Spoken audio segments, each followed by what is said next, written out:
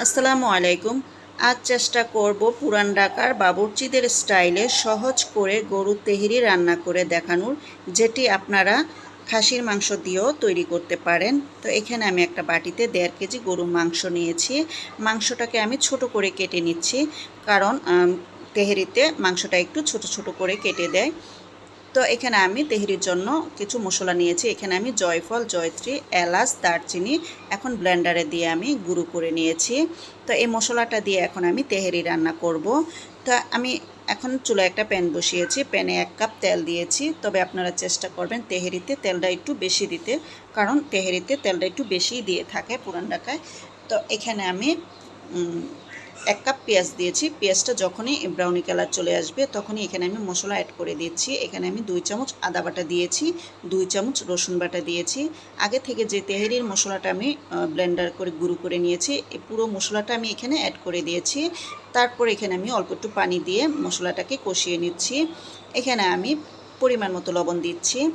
আমি 10-12টা কাঁচামরিচ মাঝখান দিয়ে ভেঙে তারপর দিয়ে দিচ্ছি। এখন আমার মশলাটা কষানো হয়ে গেছে। আমি মাংসটা এখন মশলার সাথে অ্যাড করে নিচ্ছি, তারপর একটু নেড়ে নিচ্ছি। তো নেড়ে আমি এখানে 1 কাপ টক দই দিয়ে দিচ্ছি। আপনারা চেষ্টা করবেন দোকান থেকে দইটা একটু টক দেখে আনার, কারণ তেহারিতে টক দইটা দিলে পারফেক্ট টেস্টটা পাওয়া যায়। তো আমি টক দইটা দিয়ে নেড়ে আমি মাংসটাকে ঢেকে নিচ্ছি। তারপর একটু সময় নিয়ে আমি মাংসটাকে রান্না করে নেব। তো আমি মাঝখান দিয়ে আবারও আমি মাংসটাকে একটু নেড়ে দিচ্ছি, নেড়ে তারপর আমি ডেকে দিচ্ছি।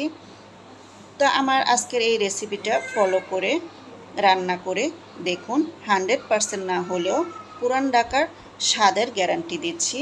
তো এই তো আমার মাংসটা রান্না হয়ে গেছে। এখন আমি মাংস থেকে তেলটা উঠিয়ে নেব, কারণ যখনই দেখবেন মশলা থেকে তেলটা ছেড়ে দিয়েছে, মাংস থেকে আলাদা হয়ে গেছে, তখন এখান থেকে আমি 1 কাপ তেল উঠিয়ে নিয়েছি। এই তেলটা দিয়ে এখন আমি পোলাওটা রান্না করব।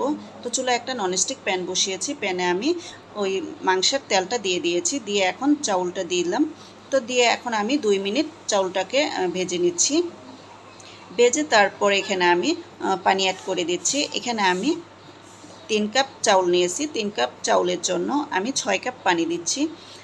আমি পানিটা দিয়ে এখানে পরিমাণ মতো লবণ দিচ্ছি। তারপর এখানে আমি 8-10টা কিশমিশ দিয়েছি, 8-10টা কাঁচামরিচ দিচ্ছি। আমি 2 চামচ গুঁড়ো দুধ লিকুইড করে এখানে দিয়েছি, হাফ চা চামচ কেওড়া জল দিচ্ছি। দিয়ে এখন একটু নেড়ে নিচ্ছি। তারপর আমি যে রান্না করা মাংসটা আছে, ওই মাংসটা আমি রাইসের সাথে অ্যাড করে নিচ্ছি, নিয়ে একটু নেড়ে আমি ঢেকে দিচ্ছি। তো এই তো আমার তেহারিটা রান্না কমপ্লিট। আমি 2 চামচ ঘি দিয়ে দিচ্ছি।